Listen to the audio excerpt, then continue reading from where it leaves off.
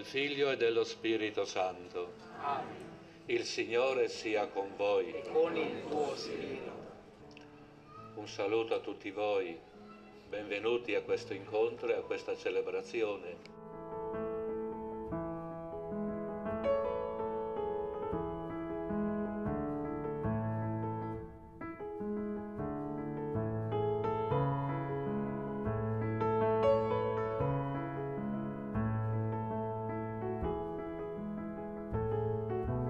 Confidate nella violenza, non illudetevi della rapina alla ricchezza, anche se abbonda, non attaccate il cuore.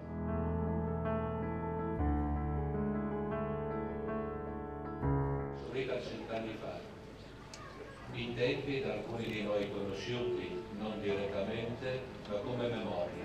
Un momento di pace, un momento di silenzio, in mezzo al fragore delle armi. I segni che contano non sono quelli grandi, quelli dirompenti. Nella vita di ognuno di noi le cose che contano sono quelle piccole, sembrano quasi banali, ti sfuggono. Noi ringraziamo quelli che l'hanno voluto, ringraziamo quelli che l'hanno conservato, questa famiglia. Ringraziamo quelli che ne faranno un segno bello e importante per i tempi dolci.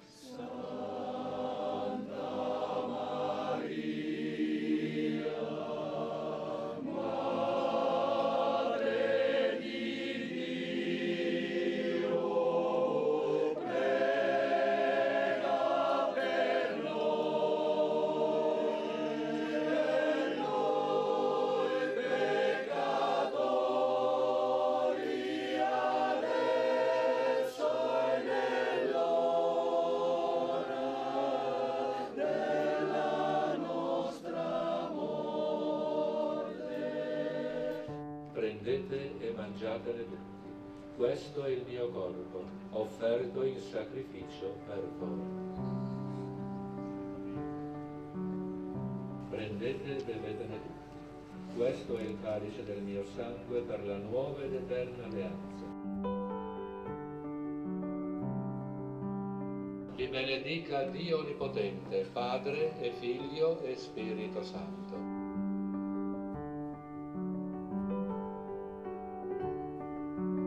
Per quello che per noi ha voluto fare, donare giorni di pace a noi gioiosa, per l'amore e la serenità fiduciosa.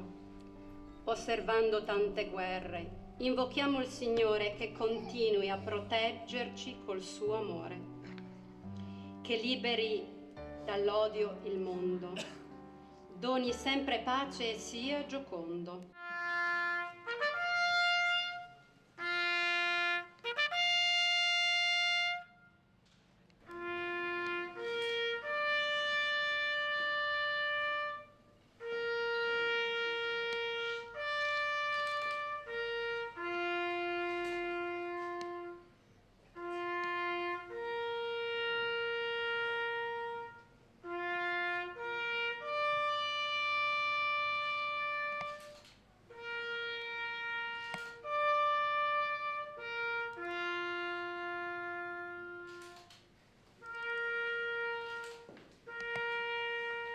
Stia nelle premesse ringraziare tutti coloro i quali hanno collaborato alla riuscita di questa iniziativa. Colgo l'occasione ovviamente per ringraziare tutte le autorità presenti. Un augurio, un saluto a tutto il mondo degli alpini che è qui rappresentato dal presidente della sezione di Palmanova.